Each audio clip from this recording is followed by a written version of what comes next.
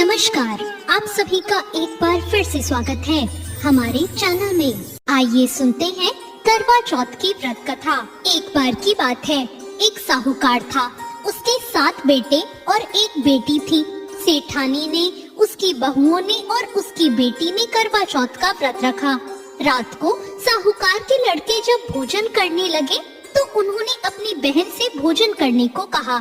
इस पर उनकी बहन ने कहा कि आज उसका व्रत है और वो चांद को अर्घ देकर ही खाना खा सकती है। वो भाई अपनी बहन से बहुत प्यार करते थे और उनसे अपनी बहन को भूखा देखा नहीं गया। उसके भाई नगर के बाहर पहाड़ी पर गए और वहाँ अग्नि जला दी। अग्नि जलाकर वो अपनी बहन के पास आए और बहन को जल्दी में से उस अग्नि का प्रकाश दिखाते हुए बोले, देखो चांद निकल आया है, तुम भोजन कर लो।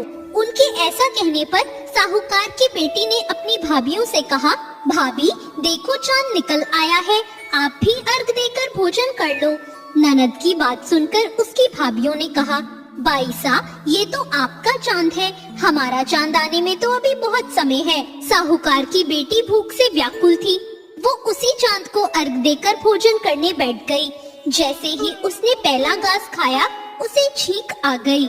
दूसरा घास खाते ही उसमें बाल निकल आया और तीसरा घास अभी खाने ही वाली थी कि उसके ससुराल से बुलावा आ गया कि उसका पति बहुत बीमार है और वो जिस भी हालत में हो तुरंत अपने ससुराल पहुँचे।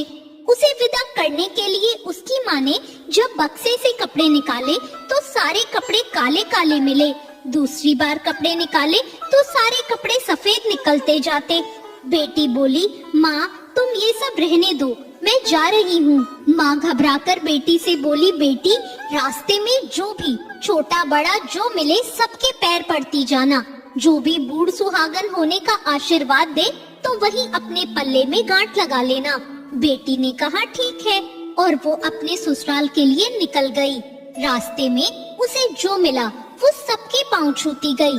सबने कहा सुखी रहो, पीहर का सुख देखो और खुश रहो, ऐसा आशीर्वाद दिया। ऐसे में वो अपने ससुराल पहुंच गई। ससुराल के दरवाजे पर उसकी छोटी ननद खेल रही थी। जब उसने उसके पांव छुए तो उसने आशीर्वाद दिया, सौभाग्यवती रहो, पुत्रवती रहो, सुहागन रहो और बूढ़ सुहागन हो। ये सुनते ही उसने अपने पल्ले से गांठ बांध ली। घर में अंदर गई तो जमीन पर अपने पति का मरा हुआ शरीर लेटा देखा और उसे ले जाने की तैयारी होती देखी। वो उसे देखकर बहुत रोई, बहुत चिल्लाई। जैसे ही उसे ले जाने लगे तो रोती हुई चिल्लाती हुई बोली, मैं इन्हें ले जाने नहीं दूंगी। फिर भी जब कोई न माना तो बोली, मैं भी इनके साथ ही जाऊंगी। फिर वो नहीं मानी तो सब बोले, ले चलो साथ में। जब उसके पति को जलाने का समय आया तो बोली, मैं इन्हें जलाने नहीं दूंगी। तो सब बोले, पहले तो पति को खा गई, अब उसकी मिट्टी भी खराब कर रही है। लेकिन वो नहीं मानी। गांव और उसके परिवार के सभी लोगों ने निर्णय लिया कि इसे यही रहने दो, इसके लिए यही एक झोपड़ी बनवा दो। वो अपने पति को लेकर उसी झोपड़ी में रहने लगी। वो पति की साफ सफाई करती और उसके पास बैठी रहती। उसकी छोटी ननद दिन में 2 बार आकर उसे खाना दे जाती।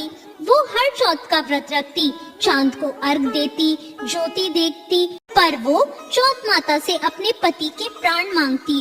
पर चौथ माता उसे कहती कि हमसे बड़ी चौथ आएगी तो उससे अपने पति के प्राण मांगना।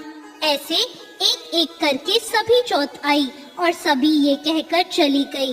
अश्विन की चौथ बोली, तुझसे कार्तिक की चौथ यानी करवा चौथ माता नाराज हैं, वो ही तेरा सुहाग लौटाएंगी। जब करवा चौथ आने वाली हुई तो उसने अपनी छोटी ननद से पूरे श्रृंगार और सुहाग का सारा सामान मंगवाया और करवे भी मंगवाए। उसकी सास ने सोचा पता नहीं क्या करेगी इन सब का, पर कोई बात नहीं, इतने समय से अकेली वहाँ झोपड़ी में पड़ी है, जो मांगती है दे आओ। फिर उस साहूकार की बेटी ने करवा चौथ का व्रत रखा। चांद निकलने पर अर्घ दिया, चौथ माता की ज्योति भी करी। चौथ माता प्रकट हुई तो बोली, कर वो ले भाइयों की प्यारी बहन कर वो ले, दिन में चांद उगाने वाली कर वो ले, घड़ी बुखारी कर वो ले। तब उसने उनके पैर पकड़ लिए और बोली, माता मेरा सुहाग वापस करो। चौथ माता बोली, तू तो बहुत भूखी है, 7 भाइयों की प्यारी बहन है, तुझे सुहाग से क्या काम। तब वो बोली, नहीं माता, मैं आपके पैर तब तक नहीं छोड़ूंगी जब तक आप मेरा सुहाग वापस नहीं करती। चौथ माता ने सुहाग का सारा सामान मांगा तो उसने एक एक करके 16 श्रृंगार का पूरा सामान माता को दे दिया।